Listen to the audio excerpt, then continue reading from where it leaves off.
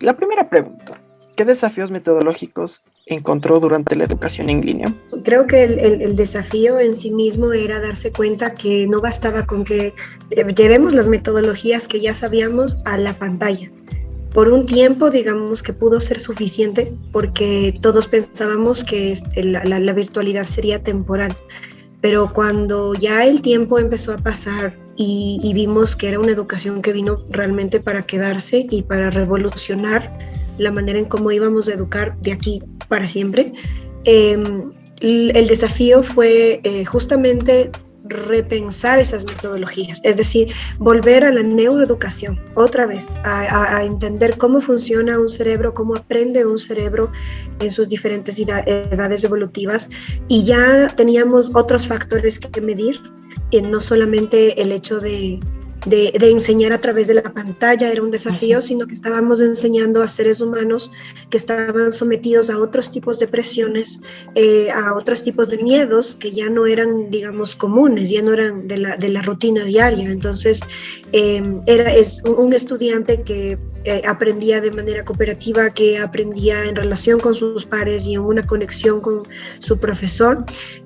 necesitó tener herramientas que antes no tenía. Entonces para mí fue empezar de cero otra vez, capacitarme mucho en neuroeducación, capacitarme en estrategias, probar, o sea, fue un poco también ensayo-error. Entonces fue un empezar de nuevo, y el empezar de nuevo es un desafío súper grande porque implica un cambio de mentalidad que no es muy fácil de lograr en todos los docentes. Entonces, sí fue un tiempo desafiante por como empezar de cero otra vez. Uh-huh. Qué fuerte, qué denso. Nunca nos ponemos a pensar en eso, ¿cacha? Como profesor, que hay tanto esfuerzo atrás, qué denso.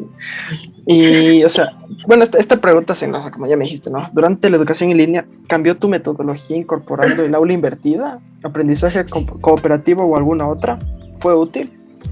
Sí, mucho. La verdad es que especialmente lo del aula invertida era una estrategia de la cual yo había estudiado, pero no la había aplicado dentro de la presencialidad, y se volvió bastante útil en el tiempo de virtualidad, pero también tenía sus retos, porque estas estrategias como el aula invertida, el aprendizaje basado en proyectos, el trabajo cooperativo, necesitaban un nivel de autonomía del estudiante que no todos tenían, y que no todas las edades están listas para.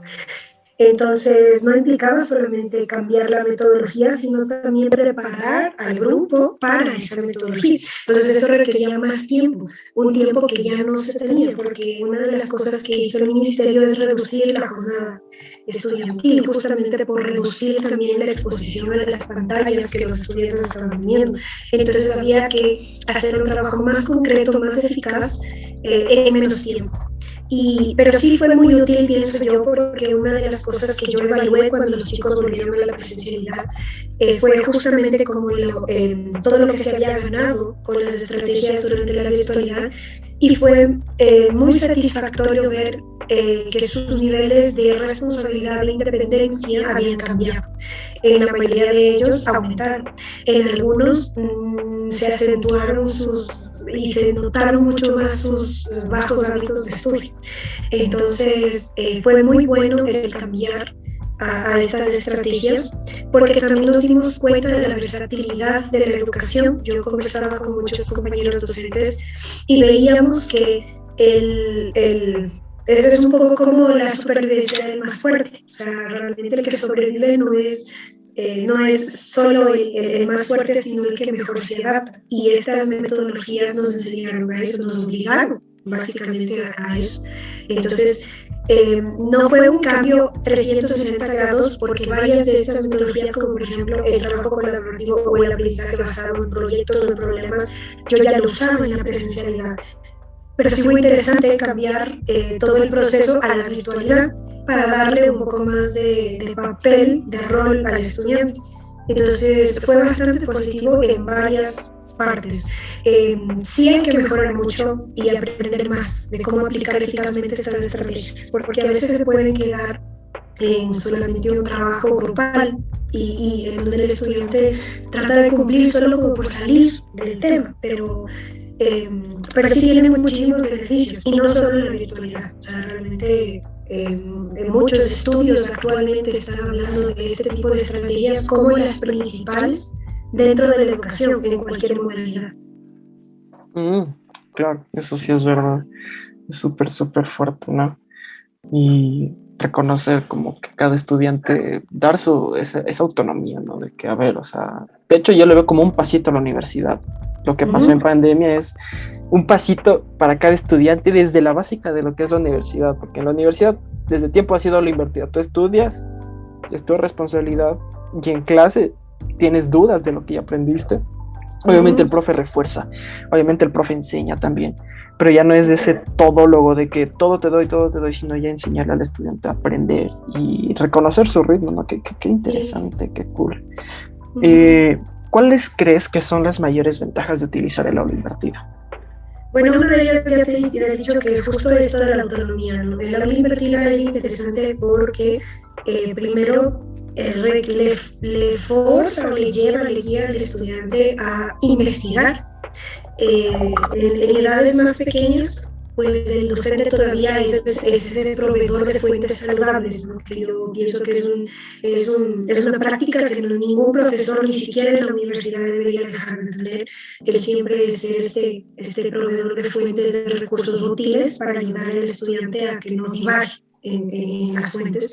Entonces, esa primera parte donde el estudiante se ve un poco impulsado a investigar, a buscar, a entender por sí mismo, entonces le ayuda justo con esto de la autonomía, ¿no? de tener en él una mentalidad de un aprendizaje constante. Entonces, ahora sí veo más estudiantes que ya no se quedan solamente preguntando dudas, sino que ya las buscan antes justamente de llegar al profesor. Y ese es un ámbito que la aula invertida logra. Otra cosa que también logra es que ahorra mucho tiempo de la clase, porque si algo está completamente comprobado es que la modalidad de clase magistral tiene un propósito muy específico y no es ni el principal ni la primera herramienta que un profesor debería usar, sobre todo porque ahorita tenemos generaciones que ya no aprenden de esa manera y hay una mucha más diversidad de necesidades de aprendizaje, no solo hablando de síndromes, trastornos ni nada, o sea, realmente yo pienso que cada estudiante tiene una necesidad de aprendizaje diferente y el aula invertida ayuda mucho al profesor a que ocupe el tiempo de la clase identificando esas formas de aprendizaje diferentes de sus estudiantes.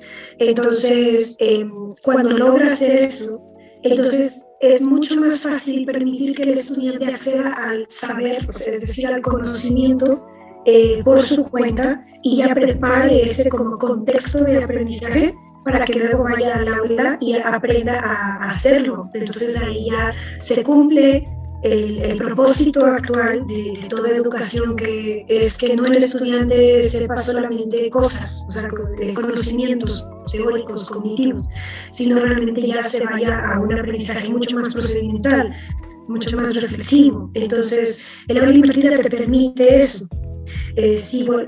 Para ver esos beneficios, pues sería bueno también como preguntarse qué pasa cuando no hay aula invertida, es decir, cuando se va hacia el aula tradicional, y es que el profesor sigue pensando que tiene este rol de transmisor de conocimiento, cuando eso pues ya fue suplantado hace mucho tiempo por el internet.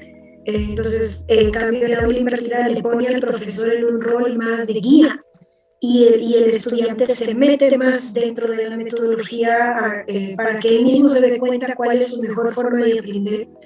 Y esto le lleve justamente a no solo ser un estudiante mientras se esté educando, sino a lo largo de toda su vida. O sea, este pensamiento de que uno seguirá aprendiendo hasta el día que se muera. Entonces, tiene muchos beneficios en ese aspecto. En la parte académica también es muy chévere cuando el estudiante trae conocimiento al aula que tú no lo habías planteado, porque eso hace que la conversación entre estudiante y profesor se vuelva mucho más rica y le baja al profesor de ese pedestal de Dios omnipotente del conocimiento, que ya ahorita eso no tiene resultados positivos en los estudiantes. Entonces hace que haya una conversación, y si nosotros tomamos en cuenta la pirámide de aprendizaje de Kepler, pues se cumple verdaderamente lo que Kepler decía, ¿no? Que uno aprende mejor enseñando. Entonces el estudiante viene a la clase también a enseñar, y por lo tanto el aprendizaje es más significativo. Uh-huh.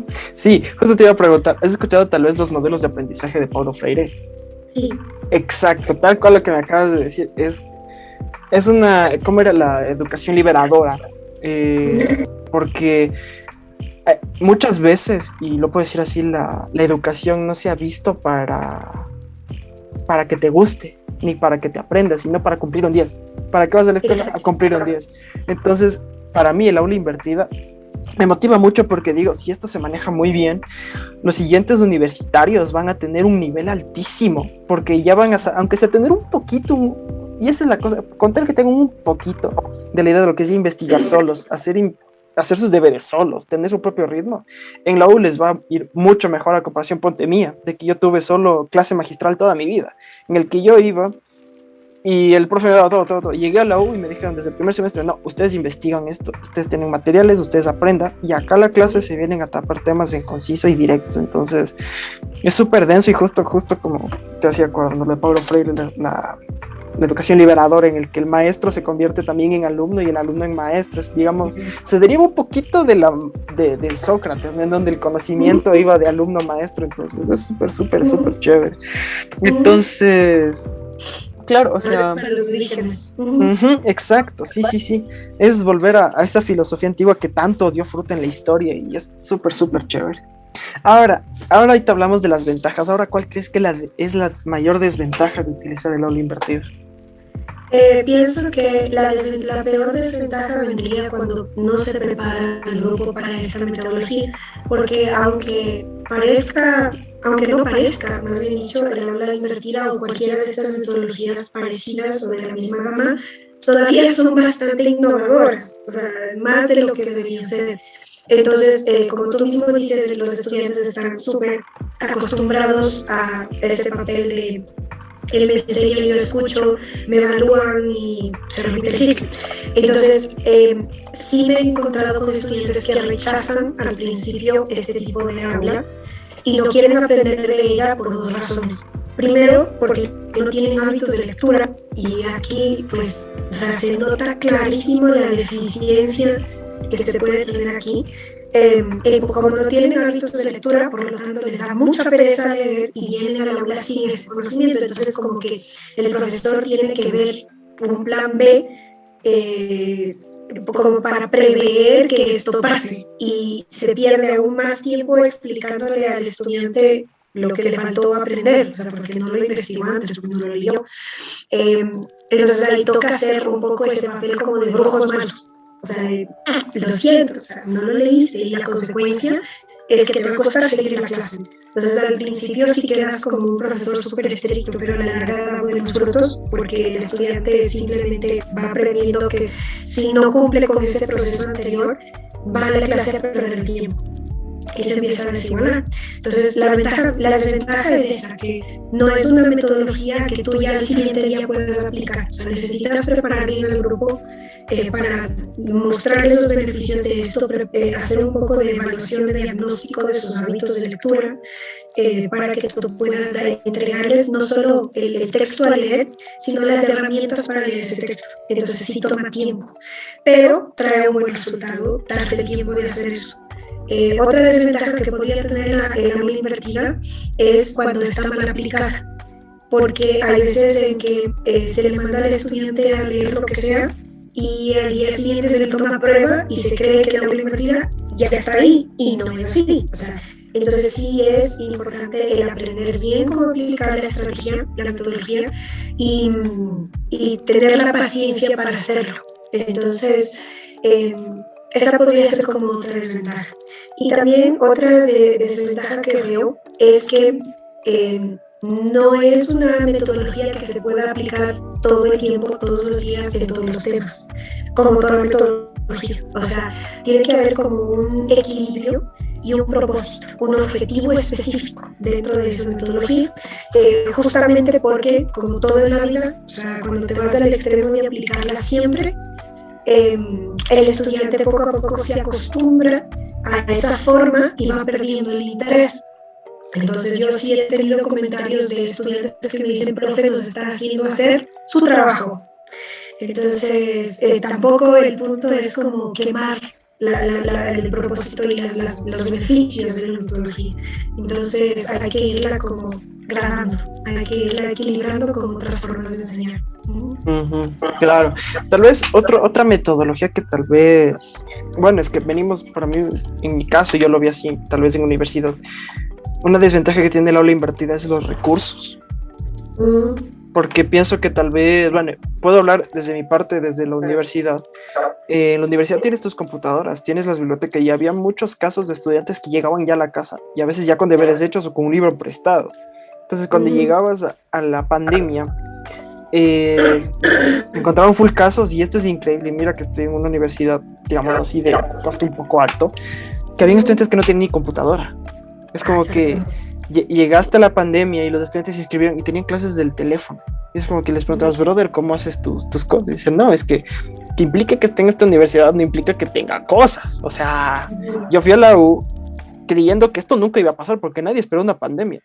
Pero las cosas pasaron, las cosas sucedieron. Y algo que me di cuenta es que dentro de todo, sí fuimos medio ágiles acomodándonos a la tecnología y rompimos una barrera tan densa de miedo a la tecnología, de que no, es que ponte, había personas que defienden los libros físicos y está bien, pero en pandemia defendiste los libros físicos o los digitales. Los digitales te salvaron la vida totalmente y aprendiste a leer, Obviamente tiene sus desventajas, no estar casi como estudiante, estar 16 horas pegado en una pantalla, te hace daño. Pero vamos mejorando y es increíble, es justo lo que tú también dices, o sea, si es que los muchachos no saben leer, tampoco se les puede limitar, o sea, porque, chuta, son hábitos de aprendizaje, yo lo podría definir así, un hábito de aprendizaje también es saber leer, no solo leer, sino saber leer, cómo leer a tu ritmo, entonces, cómo llega tu conocimiento a la cabeza, entonces. Sí, pero sabes que incluso ahí, o sea, es un limitante, pero no es un obstáculo muy grande, ¿verdad? Porque eso mismo se vio en la educación de las escuelas fiscales, de las escuelas municipales o fiscomisionales, especialmente, mira que cuando hablamos de Quito, nosotros tenemos escuelas en donde les costó mucho el seguir, justamente por esta falta de recursos, pero en territorios, digamos, más inhóspitos, como en ciertas provincias de la costa, en ciertas provincias del oriente, donde la educación todavía está luchando contra sus formas rudimentarias por la falta de recursos, afloró la creatividad de los docentes. Entonces, el problema justamente se estanca cuando empezamos a depender de los recursos. Entonces es como que, chuta, si no tengo computadora no puedo enseñar o no puedo aprender. Entonces ahí el docente le toca ser súper astuto, en el sentido justamente de conocer a sus estudiantes. O sea, esa tal vez es otra ventaja que trajo el aula invertida y todas estas metodologías, que no podías aplicar algo sin conocerles a tus chicos. Entonces ahí sí tenías que ver sus contextos muy profundamente, cómo necesitas. Ahora, mira, nosotros hablamos de aula invertida tomando en cuenta estudiantes, digamos, que tienen un desempeño relativamente regular. ¿Qué pasa con los estudiantes que tienen un trastorno? ¿Qué pasa con los estudiantes que tenían unas adaptaciones ya grado 3, es decir, mucho más avanzadas en cuestión a su contenido, en cuestión a su forma de aprender? Entonces, pensar que la aula invertida o todas estas estrategias por sí mismas van a poder enseñarle a todos los estudiantes por igual es volver a caer en ese pensamiento de la educación es igual para todos. Entonces, ya ves que incluso una metodología innovadora puede ser detenida por una mentalidad cerrada y por un profesor que pierda la pasión por enseñar, porque la creatividad aflora por el profe que dice, no, o sea, lo saco adelante, pero como sea, y así tenga yo mismo que imprimir e irme a entregar casa por casa, como hicieron muchos profesores, o aquellos profesores que incluso con mascarilla y en un parque se sentaron a dar clases. O sea, realmente no existe un limitante mientras la pasión todavía esté encendida y mientras la mentalidad esté abierta. Claro, eso es importante porque incluso, mira, en pandemia, incluso, te hablo desde mi contexto universitario, veo muchachos que decían, no, o sea, yo voy a buscar las maneras de ir. Y hubo un caso puntual de un muchacho que era foráneo y dijo, no, o sea, buscó las maneras, obviamente tuvo un amigo, le dijo, vente a mi casa, yo tengo recursos aquí, vente a la ciudad, te apoyo en lo que tú necesites, y prácticamente, no es que tuvo todo gratis, pero le apoyaba, entonces, pero se buscan, entonces, obviamente los profes en su tiempo, digamos, no bueno, después de casi ya los primeros 4 meses de pandemia ya se manejaba un poquito mejor las cosas, pero al principio mandaban correos, hasta los correos personales, no solo los institucionales, correos por WhatsApp, por donde se mandado. Entonces, yo pienso que uno de los retos más importantes de este aula invertida es saber adaptarlo, saber cómo adaptarlo, porque incluso vamos a un contexto un poco más lejos, ¿no? Vamos, digamos, a un contexto asiático-europeo, digamos, un contexto asiático, por más disciplinados que sean, si no se les adapta bien, por más disciplina que tengan, van a tener conflicto. Lo mismo en Europa, por más de innovación tecnológica que tengan, si no tienen hábitos de estudio, no van a hacerlo. Y lo mismo aquí en Latinoamérica, por más comprometidos y amorosos seamos con nosotros, si no estamos comprometidos a aprender el aula invertida, o sea, no es que no funcione, se queda ahí como una herramienta muy potente, pero que no puedes explotar porque requiere un compromiso mutuo. Entonces, es súper increíble. Entonces, justo te hablabas, mira, en este caso de personas con, podemos decir, también problemas de aprendizaje, ¿no? Puede haber también dislexia, dislalias, o personas con ansiedad y depresión. En este caso, ¿cómo puedes tú desarrollar una actividad grupal, o utilizas en tu metodología el aprendizaje cooperativo? ¿Y qué desafíos les puedes encontrar? Utilizo el aprendizaje cooperativo muy comúnmente porque me gusta mucho utilizar proyectos. Me gusta que ellos aprendan haciendo y que aprendan haciendo juntos, bajo ciertos roles. Tiene muchas ventajas. Uso esta estrategia porque es una estrategia que le permite al docente un poquito como despegarse del grupo para observar. Y yo pienso que observar es muy importante, especialmente cuando tú estás viendo a tus estudiantes cómo interactúan entre ellos para aprender. Hay que primero entender que las habilidades que un estudiante necesita no son solo habilidades de investigación, habilidades de comunicación, habilidades de pensamiento crítico, o sea, también necesitan habilidades emocionales, necesitan habilidades sociales. Y el aprendizaje cooperativo se basa mucho en eso y desarrolla mucho eso en los chicos, siempre y cuando no se los deje solos, ¿no? Porque como estábamos diciendo, cualquier metodología que no se aplique bien termina siendo pues más un estorbo que una ayuda.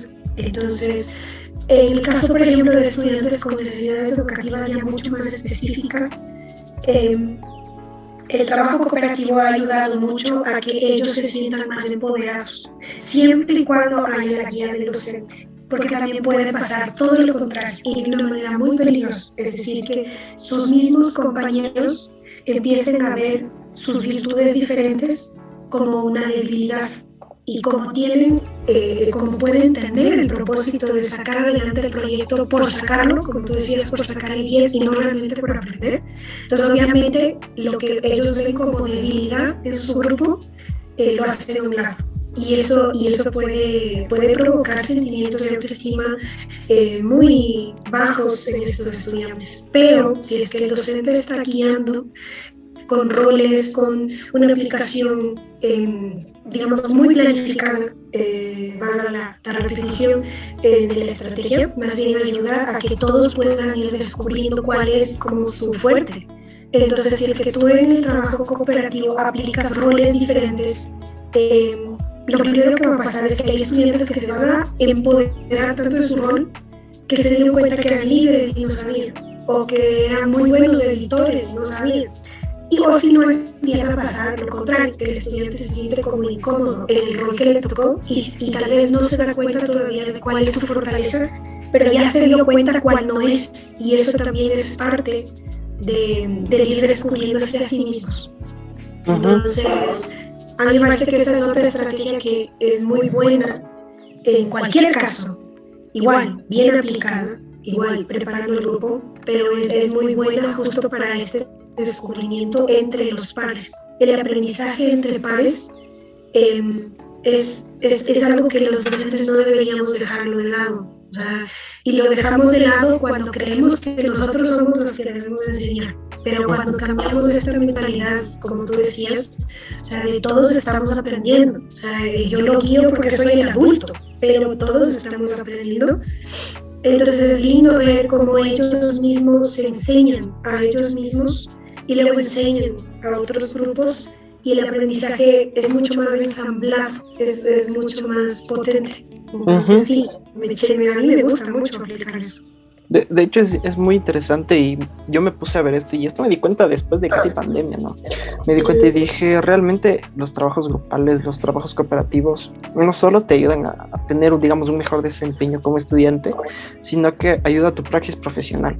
Porque te pongo, yo como psicólogo, yo no es que trabajo solo, o sea, yo tengo mis colegas, yo hago análisis diferenciales, y ponte, digamos, a hacer una tesis, o sea, es como que les mando a hacer un trabajo individual, y se lanzan a la vida laboral y no hay competencia de trabajo en equipo, comunicación eficaz, que nos ha ido formando desde la escuela, porque si en la escuela no se les forma bien, en la U tropizan durísimo, porque es como que no me gusta hacer trabajos grupales en la universidad, pero llegas al mundo laboral y no sabes cómo dirigirte a tu jefe, es como que... Hola.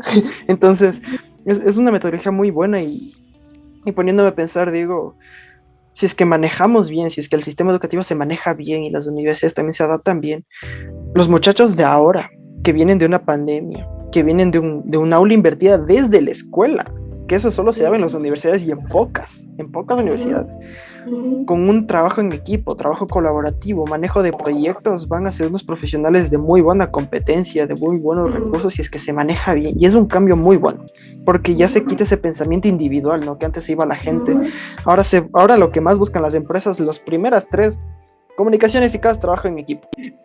La tercera es lo que depende de la organización, pero siempre es cómo te comunicas y cómo te comunicas con un equipo, porque te pongo en mi caso, yo como psicólogo organizacional, yo veo un área de talento humano, de recursos humanos, y es todo ahí en equipo, no hay nada individual. Al momento de contratar requieres al de estructura, requieres al de nómina, requieres al de nómina activa, entonces es como que ¿cómo vamos con todos, no? Entonces, si tú vas con una mentalidad de yo hago todo solo, no te va bien. Y eso me parece muy bueno, porque incluso en universitarios es muy difícil quitar ese pensamiento de no quiero trabajar en equipo. Los médicos, ponte, a mí me parece, perdón que lo diga así, una ridiculez que los médicos les hagan hacer una tesis, porque los médicos no van a pasar escribiendo toda su vida. Los médicos es interacción, es social. Lo mismo los profesores dialogan entre estudiantes, entre colegas. Todo es un trabajo en equipo, entonces es súper interesante, y justo vamos a la otra pregunta, ¿no? De acuerdo a tu experiencia, ¿vale? ¿Cuál crees que son las metodologías pedagógicas más apropiadas en el proceso de enseñanza y aprendizaje, teniendo en cuenta que venimos también de una post-pandemia? Yo pienso que toda estrategia que ahorita pueda ayudar a sanar las habilidades sociales de los estudiantes son muy apropiadas. O sea, obviamente sin dejar de lado lo académico, porque necesitamos que ellos se formen con los conocimientos, y la pandemia trajo, podría decirse, como un desfase en los niveles de los chicos. Entonces no hay que dejarlo de lado, pero no podemos tampoco olvidar que el aprendizaje es más fuerte cuando aprenden juntos. Entonces, toda estrategia que pueda ayudar a estudiar, sí, a aprender, sí, pero reforzando y sanando esas habilidades sociales, van a traer un mejor resultado. Entonces, yo siempre voto por el aprendizaje basado en proyectos. No digo que las demás no sean apropiadas, pero el trabajar en proyectos que tienen un producto final, que tienen roles, trabajar con GRASP, esta técnica de ver, voy a meterme dentro de un rol, o sea, ese tipo de cosas ayuda mucho a sanar, porque lamentablemente la pandemia dejó muchas heridas en muchas áreas, y en ese rol del ser humano como estudiante está muy herido por la pandemia. Entonces, ahorita sí necesitamos estrategias sanadoras, no solamente que los igualen en un nivel académico, sino que les igualen en sus habilidades para aprender. Entonces yo voto principalmente por el aprendizaje basado en proyectos. Me gusta también el aprendizaje basado en problemas o los estudios de caso, porque yo pienso que es importante que algo, por ejemplo, me gusta el lema del bachillerato internacional que dice hacer un mundo mejor y más pacífico.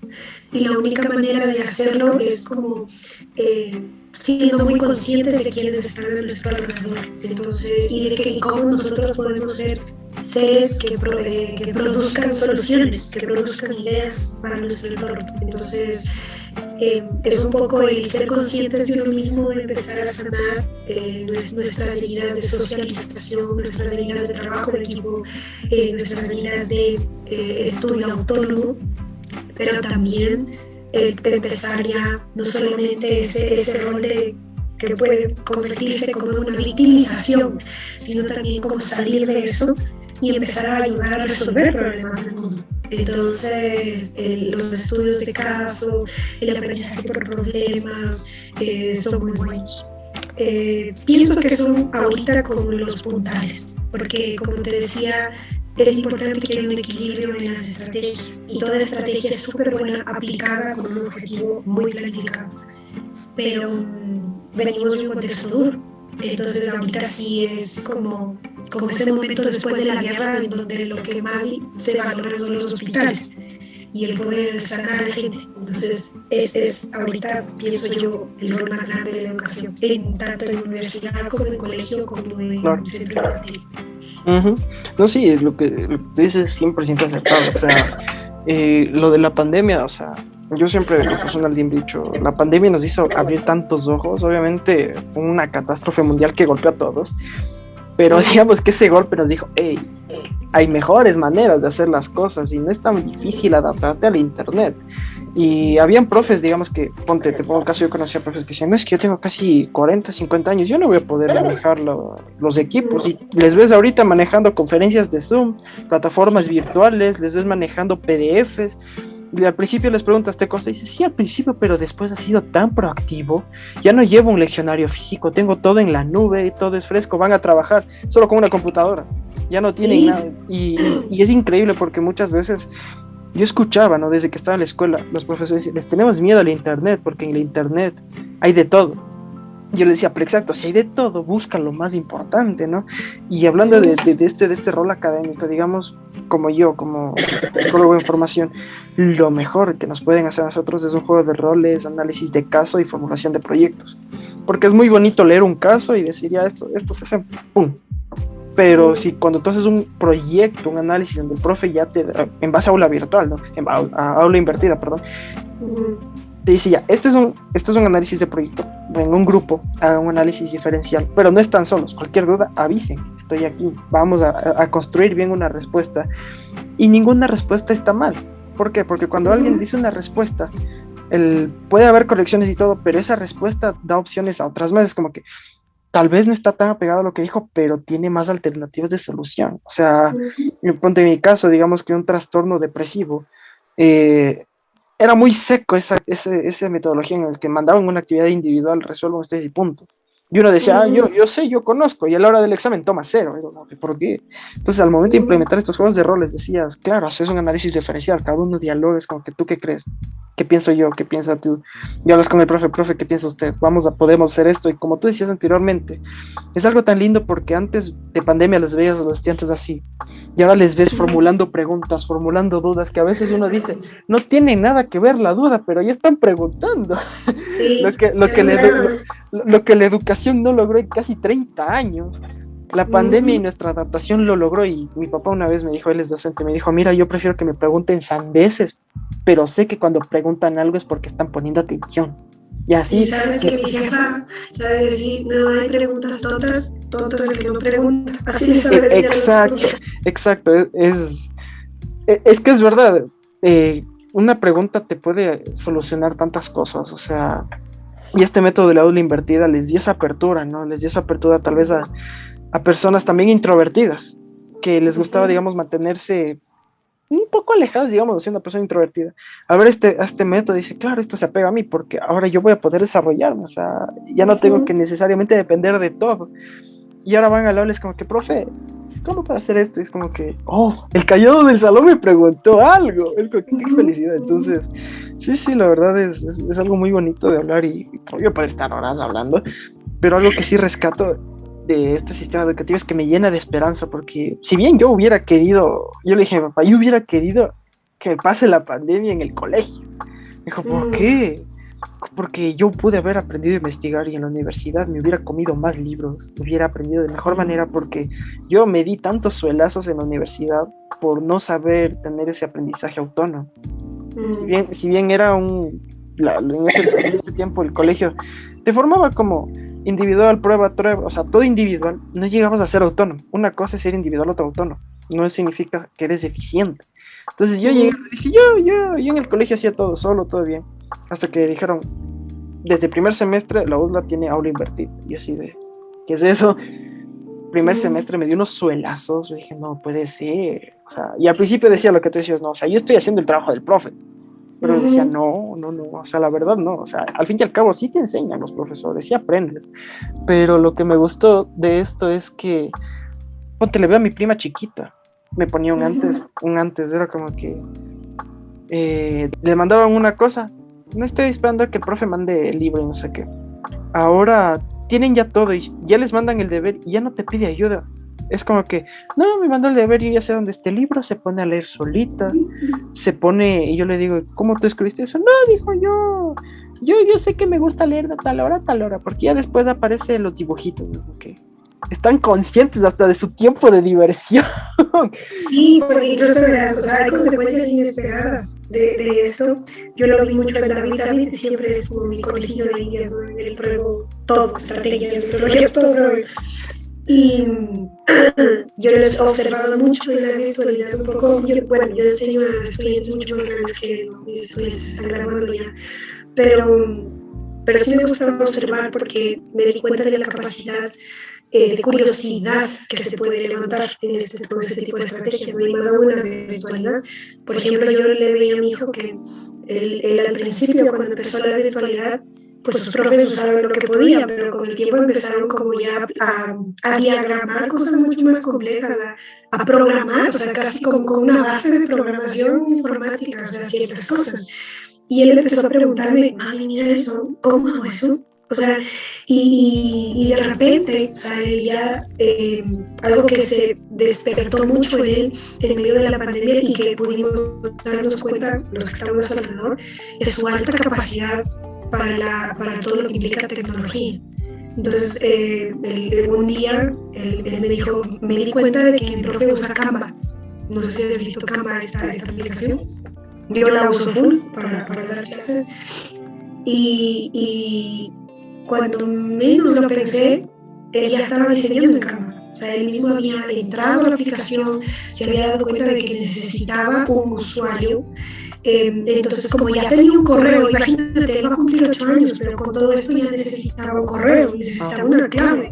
Entonces ya aprendió lo que es un usuario, lo que es una contraseña. Entonces, por lo tanto, esto marcó otros desafíos también, ¿no? O sea, hay que hablarle ahora de seguridad informática y algunas cosas, pero él empezó por sí mismo a descubrir cosas que ni siquiera eran parte de sus materias, sino claro, ya era más de lo que veía. Entonces ya el otro día le vi que estaba planificando juegos matemáticos en una cosa que le había visto su profe.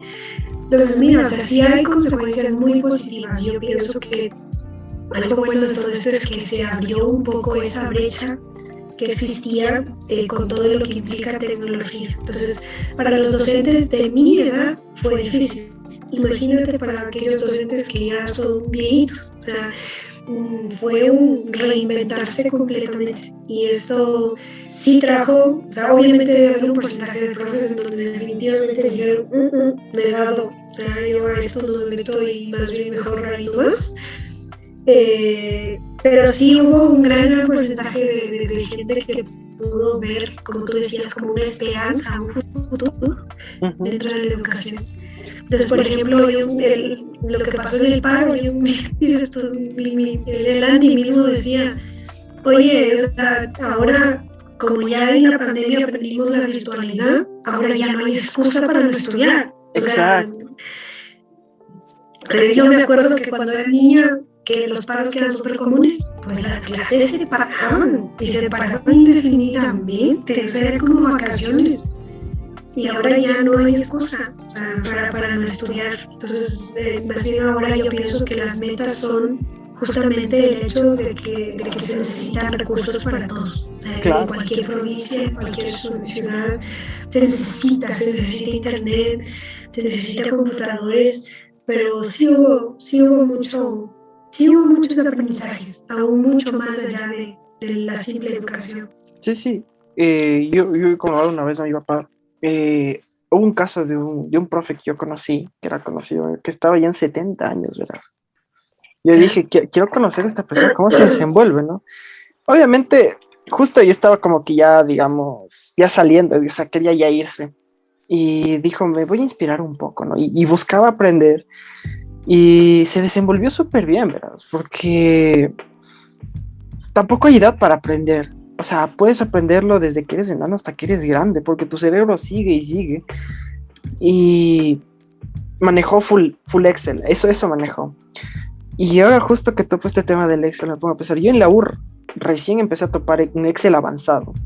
Y ahora le veo a un primo que tengo de 14 años haciendo el doble de lo que yo hago. Es como que, si supieras que en el trabajo te piden lo más básico de Excel y que muy pocos saben, tú con lo que estás haciendo ahorita en el bolsa de empleo, hay full oportunidades, o sea, y como se decía, o sea, yo también estuve en esa época en la que habían paros y como mi colegio era en el centro histórico, en el Don Bosco de la Tola, o sea, tenían las clases, no podía ir, y no sé qué también porque vivía medio lejos, pero ahora, incluso ya te mandan a virtualidad y dicen, la siguiente semana posiblemente hay paro, tomamos clase, no es como que te dicen con una semana de planificación, te dicen de un día a otro, mañana las clases son virtuales. Entonces ya hay esa eficacia de tomar esa herramienta rápido, ¿no? Antes era como que, ya, ¿cómo hacemos? ¿Qué sistema operativo usamos? ¿Cómo manejamos las listas? Ahora como, ya es más fácil, es como que ya, mañana clase virtual, punto, y los estudiantes ya cachan todo, los profes ya manejan, y es increíble porque te das cuenta del potencial humano, porque antes se creía que el estudiante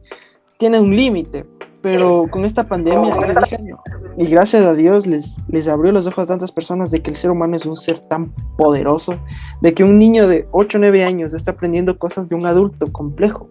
Lo que tú decías, yo el Canva lo topé en tercer semestre y dije, oh, ¿qué es esto? Es como un PowerPoint. Mi papá, ya con 2 masterados, 20 años de experiencia laboral, me decía que es Canva. Pero ahora ves a un niño de 8 o 9 años manejando con una mano Canva, haciendo todo, es como que, wow. O sea, eso es lo bonito de cuando metes de una manera muy buena al internet, porque antes, no sé si te acuerdas, vale, que satanizaban el internet, de que había de todo, que sí, que no, pero ahora se metió esa mano con cuidado y dijo, a ver, vamos, buscar lo que necesitamos, y la educación repuntó durísimo, repuntó en todo el mundo muy grande, porque se dijeron, nos dimos cuenta que el ser humano tiene tanto potencial para adaptarse, que a pesar de esta gran pandemia, incluso los países con más deuda externa siguen todavía vivos. Así es. Es como que te da una apertura tan grande y eso, o sea, gracias vale por este tiempito, gracias, no te quito más tiempito valioso, gracias por esta entrevista que fue increíble, y yo pude estar toda una tarde hablando sobre esto, y no de decirte que esto igual es para fines académicos, para nada más, para mi universidad, de hecho es para un trabajo, digamos así, para el final de este progreso. Entonces, eso vale, muchas gracias, Dios te bendiga bastante. Espero que te haya ayudado, Alejo. Sí, no, sí, de hecho bastante, sí, ya veo aquí todo inspirado, entonces, eso, gracias, que te vaya bien. Ya nos vemos en el video, cuídate. Nos vemos, vale, cuídate. Chao.